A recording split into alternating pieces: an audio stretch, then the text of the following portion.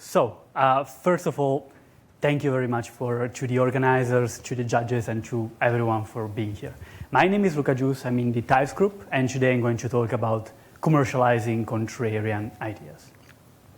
So many people know that the Wright brothers back in 1903 operated the first heavier-than-air flight in Kitty Hawk. There's a couple of things about the story that are a little bit lesser known, but very fascinating to me. The first is that they did so through a very unorthodox approach. Most mainstream experts at the time believed that in order to solve flight, you had to build more and more powerful engines, and the notion was that if you could sort of project the flying machine in the air at high enough speed, you will reach something called inherent stability. And instead, the Wright brothers used an approach which emphasized much more control and flexibility of the airplane, as shown a little bit in the design. And perhaps because their approach was so unorthodox, and also because they were mainstream experts, they were sort of like bicycle shop owners, nobody believed them at the time. Everybody called them liars. And so what's fascinating to me is that this is one of the most important innovations in history. They had a working prototype in 1903, and yet it took them 5 years, a series of public demonstrations in US and France, in order to gather the resources to finally commercialize their idea. And so my research is really about contrarians like the Wright brothers, people who bet on a technical approach that is unorthodox, that challenges the state of the art rather than simply improving it. The reason I'm interested in them is because many of them are cranks, many of them fail, but a few of them have produced some of the biggest technological advancements in history. And yet, if you talk with any one of them, any bad contrarian, any very successful contrarian, everyone will say, well, nobody believed in me at first. I faced a lot of skepticism. I almost gave up my idea entirely. And so I'm interested in understanding, number one, is it true that contrarians face a higher burden of proof? And is this burden of proof due to bias against contrarians? And I'll be more specific. And finally, what are the implications of this bias? Now, going back to the example of the Wright brothers, we have a situation in which we have some investors. The investors are very willing to sort of support the mainstream innovators without a public demonstration, but they require the Wright brothers to sort of undergo a public demonstration. Is this evidence of bias? And I will say not necessarily. There is a very popular stream of literature in innovation which basically says, well, contrarians and orthodox approaches, they are more exploratory, hence riskier. So they mostly fail, and few of them achieve incredible great breakthroughs. And so, investors need not be biased. Maybe they're actually looking for outliers. But the reason they require a public demonstration is really to distinguish between the sort of like bad contrarians and the hidden gems. And this story is very different from a story of sort of bias against mavericks. Instead, you could imagine contrarians as being unconventional. Investors, they sort of like have to navigate a sea of technological opportunities, and they need to rely on cues to understand what to invest in and not. And there's a literature which has argued that investors might be biased and might pre-screen based on mainstream standards, and for various reasons. And so, sort of like according to this stream of literature, one way to interpret the Wright brothers' demonstration wasn't as something that sort of like showcased their breakthrough performance, but was much more about like certifying them as state of the art. And the two stories can both be working at the same time. But it is important to differentiate between them because they sort of have different implications. If we just believe that contrarians are risk takers, then there's no inherent bias against contrarians. And the great thing about commercializing a contrarian idea right now, as opposed to the early 20th century, is that there is a whole cottage industry of investors who sort of have developed many tools to reduce uncertainty after commercialization. So whatever barrier the Wright brothers might have been facing in the early 20th century, they need not be there anymore. However, if there is a bias against contrarians that prevents them from, starting commercialization to begin with, then these sort of like barriers will still be active. Simply because all the tools that we developed in order to reduce uncertainty after commercialization will not be as helpful. And so this can explain, first of all, this means that we underinvest in contrarians. And this can also explain why the returns to contrarian ideas are so skewed.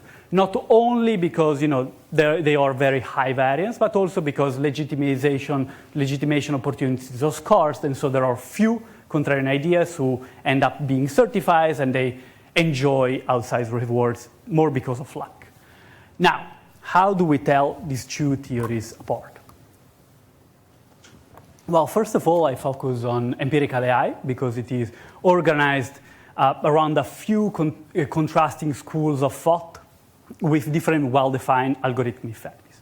The second reason is that AI researchers are obsessed with benchmarking contrasting methods. So I collected data on roughly 1,000 AI contests and benchmarks, and this allowed me to do two things. First, for each contestant, I'll be able to distinguish between submissions coming from mainstream versus fringe families, a little bit like I'm able to tell whether the Wright brothers approach is contrarian or not. And second, and also importantly, I'm able not only to observe whether an approach wins, but also by how much. So first of all, most contests I find are intuitively won by a mainstream approach. I'll be a little bit more precise about what I mean with that. And others are won by a fringe approach. And so this allows me to sort of like replicate the Wright brothers experiment on a much larger scale, and to really understand whether it is true that winning these public demonstrations is important for contrarians, whether they help them to sort of like commercialize their ideas. Second, some contests are won by a contrarian approach, but also observed by how much they won. And while some of them win in a landslide, as the Wright brothers did, this is, for example, Geoffrey Hinton in the AIMnet 2012 contest, others win only by a whisker. For instance, those that won the Netflix prize. And so this allows me to ask, to differentiate between whether these contests help reduce uncertainty around contrarian ideas, or whether these also reflect some sort of bias from investors. And specifically, I'm able to test whether even among contrarians who only narrowly win one of these contests versus narrowly losing one of these contests, well, I observe a large jump in commercialization. I collected data from roughly 1,000 contests and benchmarks for a total of 15,000 submissions. And specifically, for the sake of the presentation, I'll present results on the commercialization outcomes of the roughly 13,000 researchers with at least one submission that founded one of the 600 startups founded close to the contest. There's a few variables that I want to describe before deep diving into the results. What do I mean with mainstream? Well, mainstream is any contest entry that sort of uses an approach that is the most popular in that specific task prior to the contest. I observe the margin of victory, which is the difference in performance between winners and runners-up. For each researcher, then I observe whether they founded a startup, and if they founded a startup, the venture capital raised, and whether they achieved either an IPO or an outstanding valuation. So first, do I find that contrarians face a higher burden of proof? Well, yes, I do find that winning an AI contest is especially important for contrarians when it comes to commercialization. The effect for them is 3 times higher than for mainstream researchers. And what I'm doing here is really running a difference in difference regression, where I'm interested in whether these researchers become founders before or after the contest, and I'm comparing 3 groups: runner-ups, mainstream winners in red, and contrarian winners in blue. And the way to read this chart is that by year 4 after the contest, mainstream winners become roughly 5 percentage points more likely than runner-ups to found a startup, whereas for contrarian winners, the effect is 3 times higher, 15%. And instead, there are basically no differences prior to the contest. Second, is this just due to uncertainty or bias? Well, I find evidence for both. I do find that contrarian approaches are riskier, meaning they're 50% less likely to win, but when they win, they actually push the frontier 50% farther, so they are more high risk.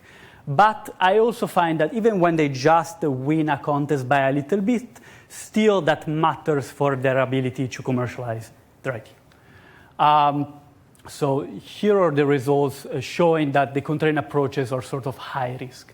And what I'm doing is I'm regressing the probability that an approach wins the contest on a dichotomic variable for whether the approach was contrarian or not. And I find that contrarian approaches are 13 percentage points less likely to win. And in the second column, my dependent variable is the margin of victory.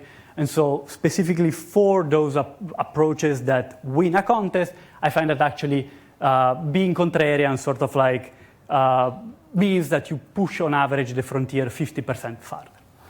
And here on the right-hand side, I instead provide the evidence of bias, meaning that I replicate the chart that I showed before, but only focusing on contests where the winner and the runner-up were only separated by a 1% margin. And here I show that basically the effects are the same or even bigger if you want. So winning a contest fosters contrarian entrepreneurship even in close races. And again, my interpretation of this result is that all that investors are looking for is sort of like a badge, a state-of-the-art badge, which shows that you're like state-of-the-art. So a big role of these contests are not showcasing your performance, but are really like about putting your approach out there on the map. And finally, I also analyzed the startups founded by contrarian winners, by mainstream winners, and by runner-ups. And what I find is that on average, the startups founded by contrarian winners attract 2 times more venture capital and are 2 times more likely to achieve an IPO or unicorn status than the ones founded by mainstream winners. So for instance, and just to reiterate, the startups founded by all these contestants on average are very valuable. These are sort of like the researchers that take part and either win or almost win these contests are incredibly high quality and attract a lot of resources. But the point being that the difference between the resources attracted by the contrarian winners in blue is much higher than the resources attracted by either by mainstream winners or by runner-ups in red and yellow. Just to conclude, I find that contrarian approaches are both riskier and seem to face unfair barriers, meaning that on the one hand side, they are indeed less likely to win, but they actually achieve 50% higher performance when they do. But when I focus on close races, when I focus on, contrarians who won by a little bit, but also lost by a little bit, well, I do find that still that victory matters for their chances of commercializing their ideas. The fact that I find that there are these sort of unfair barriers means that there is underinvestment in contrarians. And that suggests that there are welfare losses that they don't quantify. But if we think back at the example of the Wright brothers, they might be bigger than we would like. And finally, the silver lining for contrarians that are legitimated is that they end up being sort of like showered with resources and are more likely to succeed. Now, winning a contest doesn't mean that you sort of like reduce the bias. So just because they attract twice the resources and are twice as valuable, it doesn't mean that they're like twice as good. You see, like my interpretation of the results is that there is a sort of like herding on the contrarian winners after the contest. And so this is more an interpretation for like strategy and less for, I'm not quantifying the quality of contrarian winners, I'm simply pointing out that they do seem to attract more resources. And in the paper, I also have some results on how it seems that competitors, other mainstream researchers, are actually not as elastic as the resource holders in their reaction to the competition, meaning that after close contests, it's not that the mainstream researchers aren't convinced, do not switch methods. And so there is a sort of like muted competitive response after the close contest, which might explain some of the results as well. Thank you so much.